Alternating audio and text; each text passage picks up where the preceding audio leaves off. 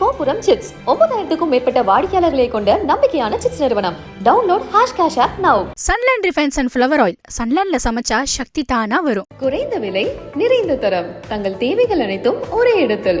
Jayachandran. IBC தமிழர்களுக்கு வணக்கம். தமிழக அரசினுடைய பட்ஜெட்டானது இன்று தாக்கல் செய்யப்பட்டது. வழக்கமாக பட்ஜெட்டானது எப்போதுமே மார்ச் மாதம் தான் தாக்கல் செய்வாங்க. ஆனால் தேர்தலானது வர இருக்கிறதன் காரணமாக பிப்ரவரி மாதத்திலேயே தமிழக அரசினுடைய பட்ஜெட்டானது இன்று தாக்கல் செய்யப்பட்டது. இதில் குறிப்பாக நிதியமைச்சராக பொறுப்பேற்றிருக்கக்கூடிய தங்கம் தென்னரசு முதன் முறையாக தன்னுடைய பட்ஜெட்டை தாக்கல் செஞ்சாங்க. கிட்டத்தட்ட 1 மணி நேரத்திற்கு அதிகமாக இன்றைய பட்ஜெட் உரையில் நிதியமைச்சர் தங்கம் தென்னரசு பேசியிருந்தார். ஸோ இந்த நிலையில் திருக்குறளை முன்னிட்டு காமிச்சு தங்கம் தென்னரசு தன்னுடைய பட்ஜெட் உரையை தொடங்கினாங்க. ஸோ அந்த திருக்குறள் என்ன அப்படின்னா, காட்சிக்கு எளியன் கடுஞ்சொல்லன் அல்லோன் மீக்குறும் மன்னன் நிலம். காட்சிக்கு பார்ப்பதற்கு எளியவனாகவும் கடும் சொல் பேசாதவனும் இருக்கக்கூடிய மன்னனுடைய ஆட்சியானது அந்த நாட்டினையும் அந்த மன்னனையும் இந்த உலகமே போற்றும் அப்படிங்கிறத என்ற திருக்குறளை மேற்கோள் காட்டி அமைச்சர் தங்கம் தென்னரசு இன்றைய பட்ஜெட்டை தாக்கல் செய்தார். அதற்கு முன்னதாக என்ன சொல்லியிருந்தாங்க அப்படின்னா, பட்ஜெட்டில் ஒரு பக்கம் இயற்கை பேரிடர், ஒரு பக்கம் மாற்றாந்தாய் மனப்பான்மையோடு அணுகிற மத்திய அரசு ஒரு பக்கம், இது எல்லாமே இருந்தாலும் அறிஞர் அண்ணா, பெரியார், கலைஞர் கருணாநிதி இவர்கள் எல்லாருமே காமிச்சு அந்த வழிப்படி நாங்கள் ஒவ்வொரு முறையும் பட்ஜெட்டை முன்னெடுக்கிறோம் அப்படிங்கிறதையும் தங்கம் தென்னரசு தன்னுடைய பட்ஜெட்டில் சொல்லியிருந்தாங்க. ஸோ இந்த பட்ஜெட்டில் என்னென்ன மாதிரியான விஷயங்களை சொல்லியிருக்காங்க அப்படிங்கிறத பார்க்கலாம். ஸோ அதில் சிலப்பதிகாரம், மணிமேகலை இது போன்ற காப்பியங்கள் எல்லாம் என்ன செய்கிறாங்க அப்படின்னா, 25 இந்திய மற்றும் உலக மொழிகளில் மொழிபெயர்ப்பதற்காக 2 கோடி ஒதுக்கீடு செஞ்சுருக்காங்க.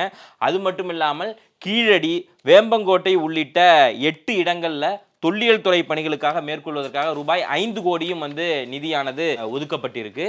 ஸோ அதற்கு அடுத்தபடியாக அகழ்வாராய்ச்சியிலேயே நாட்டிலேயே தமிழ்நாட்டில் தான் அதிகமான நிதி ஒதுக்கப்பட்டிருப்பதாகவும் நிதியமைச்சர் சொல்லியிருக்காங்க. விவசாயிகளுக்கு வழங்கப்படக்கூடிய இலவச மின்சாரத்துக்கு ரூபாய் 500 கோடி நிதி ஒதுக்கியிருக்காங்க. அது மட்டும் இல்லாமல் தமிழக இணைய மின் கல்வி நிலையங்களுக்கு 2 கோடி நிதியும் ஒதுக்கப்பட்டிருக்கு. அதுக்கு அடுத்ததாக 2 கிலோமீட்டர் அளவில் புதிதாக சாலை அமைப்பதற்கு ரூபாய் 1000 கோடியும் நிதி ஒதுக்கப்பட்டிருக்கிறது. அதற்கு அடுத்தபடியாக மாநகர பகுதிகளில் சாலைகளை விரிவாக்கக்கூடிய பணிகளுக்காக ரூபாய் 300 கோடி நிதியும் ஒதுக்கப்பட்டிருக்கு. அதற்கு அடுத்தபடியாக கிராம பகுதிகளில் சாலை திட்டம் பணிகளுக்கு 1000 கோடி நிதி ஒதுக்கப்பட்டிருக்கின்றது. அதற்கு அடுத்தபடியாக 2030க்குள் ஊரக பகுதிகளில் இருக்கக்கூடிய 8 லட்சம் கான்கிரீட் வீடுகள் கட்டித்தரப்படும் அப்படிங்கிற சொல்லியிருக்காங்க. கிட்டத்தட்ட குடிசையே இல்லாமல் இருக்க வேண்டும் அப்படிங்கிறதுக்காக 2030க்குள்ள ஊரக பகுதிகளில் இருக்கக்கூடிய 8 லட்சம் கான்கிரீட் வீடுகள் கட்டித்தரப்படும். அது மட்டும் இல்லாமல் சிங்கார சென்னை திட்டத்திற்கு மேலும் 500 கோடி நிதி ஒதுக்கப்படும் அப்படிங்கிறதையும் சொல்லியிருக்காங்க. அது மட்டும் இல்லாமல் பெசன் நகர், கோவளம், எண்ணூர் உள்ளிட்ட கடற்கரை பகுதிகளில் மேம்படுத்துவதற்காக ரூபாய் 100 கோடியும் ஒதுக்கீடு செய்யப்பட்டிருக்கு. அது மட்டும் இல்லாமல் 5 லட்சம் ஏழை எளிய மக்களை வறுமை கோட்டிலிருந்து மீட்க தாயுமானவன் திட்டம் அப்படிங்கிற ஒன்று அறிமுகப்படுத்தியிருக்காங்க. இதுக்காக 25,972 கோடி ரூபாய் ஒதுக்கீடு செய்யப்பட்டிருக்கு. அது மட்டும் இல்லாமல் 2000 புதிய மேல்நிலை குடிநீர் தொட்டிகள் அமைப்பதற்காக ரூபாய் 365 கோடி நிதியானது ஒதுக்கப்பட்டிருக்கு. தொடர்ந்து நிதியமைச்சர் தன்னுடைய பட்ஜெட் உரையில் ரூபாய் 3500 கோடியில் கலைஞர் கனவு இல்லம் என்கிற பெயரில் திட்டம் செயல்படுத்தப்படும் என்பதையும் சொல்லியிருக்காங்க. அது மட்டும் இல்லாமல் அரசு பள்ளியில் பயிலும் மாணவர்களுக்கு தமிழ் புதல்வன் என்ற புதிய திட்டம் அறிமுகப்படுத்தப்படும் என்பதையும் சொல்லியிருக்காங்க. அதற்கு அடுத்தபடியாக அரசு பொறியியல் மற்றும் கலை அறிவியல் கல்லூரிகளின் கட்டட கட்டமைப்பு பணிகளுக்காக ரூபாய் 700 கோடி நிதி ஒதுக்கீடு செய்யப்படும் என்பதையும் சொல்லியிருக்காங்க. அதுக்கு அடுத்தபடியாக கோவையில் கோயம்புத்தூரில் கலைஞர் பெயரில் நூலகம் மற்றும் அறிவியல் மையம் உருவாக்கப்படும் என்பதையும் சொல்லியிருக்காங்க. அதற்கு அடுத்தபடியாக 6 முதல் 12ஆம் வகுப்பு வரையில் பயின்று உயர்கல்வியில் சேரும் அரசு மாணவர்களுக்கு ரூபாய் 1000 வங்கி கணக்கில் செலுத்தப்படும் என்பதையும் சொல்லியிருக்காங்க. ஏற்கனவே பெண்களுக்கு தான் இந்த ஸ்கீம் இருந்த நிலையில் இது மாணவர்கள் 6லேருந்து 12 வரை இருக்கக்கூடிய மாணவர்கள் எல்லாருக்குமே வங்கி கணக்கில் செலுத்தப்படும். உயர்கல்வி அவங்க காலேஜ் போகிறாங்க அப்படின்னா அவங்களுக்கு 1000 ரூபாய் செலுத்தப்படும் அப்படிங்கிறதையும் சொல்லியிருக்காங்க. அதற்கு அடுத்தபடியாக 1 லட்சம் மாணவர்களுக்கு கல்வி கடன் வழங்க ரூபாய் 2500 கோடி ஒதுக்கீடு செய்யப்பட்டுள்ளது. அதற்கு அடுத்தபடியாக நான் முதல்வன் திட்டம், இது எல்லாருக்குமே தெரியும், கடந்த சில ஆண்டுகளாக அறிமுகப்படுத்தப்பட்டு மாணவர்களிடையே போய் சேர்ந்திருக்கு. நான் முதல்வன் திட்டத்திற்கு 200 கோடி ஒதுக்கீடு செய்யப்பட்டிருக்கு. அதற்கு அடுத்தபடியாக தமிழ் புதல்வன் என்ற புதிய திட்டத்திற்கும் 360 கோடி ரூபாய் ஒதுக்கீடு செய்யப்பட்டிருக்கு. அதற்கு அடுத்தபடியாக பணிபுரியும் மகளிருக்கான தோழி விடுதிகளை, ஒரு வில்லேஜ்லேருந்து வந்து இங்கே சிட்டியில் வந்து வேலை பார்க்குறாங்க அப்படின்னா அந்த பெண்களுக்கு அரசு சார்பாக விடுதிகள் வந்து பண்ணியிருக்காங்க. ஸோ அந்த தோழி விடுதிகளை புதிதாக அமைப்பதற்காக 26 கோடி ரூபாய் ஒதுக்கீடு செய்யப்பட்டிருக்கு. அதற்கு அடுத்தபடியாக உயர்கல்வி பெற விரும்பும் 3ஆம் பாலினத்தவருக்கான அனைத்து செலவுகளையுமே வந்து பார்த்தால் தமிழக அரசே ஏற்கும் அப்படிங்கிறதையும் இந்த பட்ஜெட்டில் நிதி அமைச்சர் சொல்லியிருக்காங்க. அதற்கு அடுத்தபடியாக அடுத்த 2 ஆண்டுகளில் 50,000 இளைஞர்களுக்கு அரசு பணி வழங்கப்படும் என அமைச்சர் தங்கம் தென்னரசு தெரிவிச்சிருக்காங்க. அதற்கு அடுத்தபடியாக ஜூன் மாதத்திற்குள், ஸோ இப்போ வந்து ஒரு 50,000 இளைஞர்களுக்கு வந்து அரசு பணி கொடுக்கப்படும்.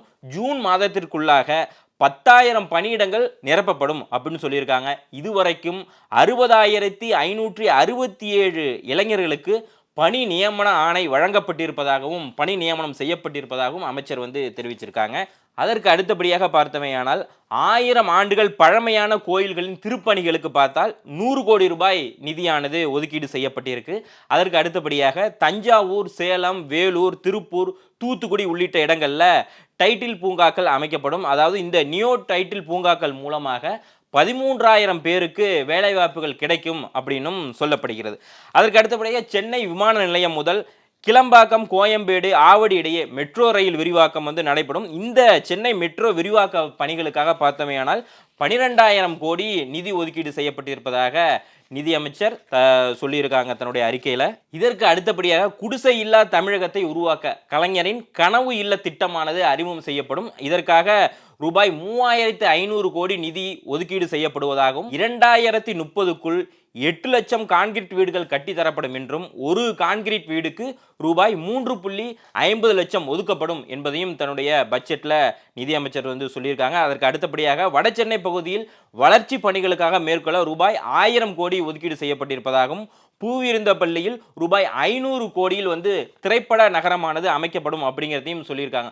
தொடர்ந்து தமிழக தயாரிப்பாளர் சங்கம் இல்லை சினிமா சங்கம் இவங்க எல்லாரும் மூலியமாக என்ன சொல்லியிருந்தாங்க அப்படின்னா ஒரு திரைப்பட நகரம் வந்து இருக்கணும். இப்போ அடுத்த பூவிருந்தவள்ளியில் ரூபாய் 500 கோடியில் திரைப்படம் நகரம் அமையும் என்பதையும் நிதியமைச்சர் வந்து சொல்லியிருக்காங்க. அதற்கு அடுத்தபடியாக மகளிர் உரிமை தொகை திட்டத்திற்காக ரூபாய் 13,720 கோடி ரூபாய் நிதி ஒதுக்கீடு செய்யப்படும் என்பதையும் மகளிர் இலவச பேருந்து பயணம் வந்து விடியல் பயணம் திட்டத்திற்கு இந்த ஆண்டில் மட்டுமே 30,050 கோடி ரூபாய் வந்து ஒதுக்கீடு செய்யப்பட்டிருப்பதாகவும் மகளிர் இலவச பேருந்து திட்டம் மலைப்பகுதிகளுக்கும் இது வந்து விரிவுபடுத்தப்படும் என்பதையும் நிதியமைச்சர் வந்து சொல்லியிருக்காங்க. நிதியமைச்சர் தன்னுடைய உரையில வந்து என்ன சொல்லியிருந்தாங்க அப்படின்னா, ஆழிசூர் தமிழக நிலப்பரப்புல அழையா விருந்தாளியாக இயற்கை பேரிடர் ஒரு பக்கம், மாற்றாந்தாய் மனப்பான்மையோடு மத்திய அரசு நிதி கொடுக்காமல் வஞ்சிப்பது ஒரு பக்கம், இது எல்லாமே ஒரு பக்கம் இருந்தாலும் தமிழ்நாட்டை வளர்ச்சி பாதைக்கு அழைத்து செல்ல எங்களுக்கு இப்போ வரைக்குமே உதவியாக இருப்பது யாரு அப்படின்னு பார்த்தா பேரறிஞர் அண்ணா, கலைஞர், பெரியார் இவருடைய வழிகாட்டுதலின்படிதான் ஒவ்வொரு முறையும் நாங்கள் நிதி அறிக்கையை வந்து